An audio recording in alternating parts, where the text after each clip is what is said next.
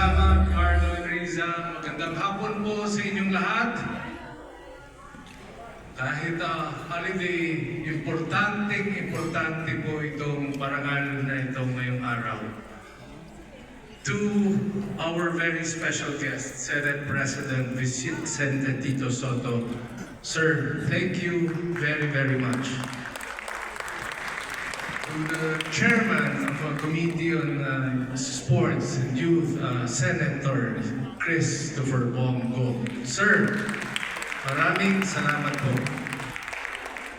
To the Vice Mayor of Quezon City and President of MOAI, Pilipinas, Gian Carlo Sotto. Very nice to see you here. To Dr. Cecilia D. Philippine Commission on Women. Thank you for joining us. This is for you. To the POC President, Bambol Tolentino, who is very busy preparing for the Southeast Asian Games Youth Plus and the Asian Beach Games. Thank you very much, Mr. President. To the Philippine Para President, Michael Barredo. Nice to see you, Sir Mike. You're wearing a very nice suit. To the organizer and the leader of the pack, the person behind all of this, PSC Commissioner Olivia Bongku. Thank you very much, Ma'am Bong. Alampakan po natin si Ma'am Bong. Grabe ang pagod at hirap niya sa pag-organize nito.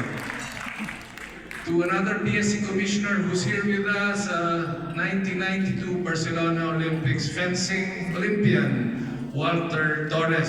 Sir Walter Wawit. To all LGU officials and representatives, to all NSA presidents and officials, to the ASEAN Business Advisory Council, Nora Terrado, ma'am, sponsors, partners, to the committee and judges, thank you very much for organizing this, and to all our media friends. Maraming salamat po sa inyong lahat.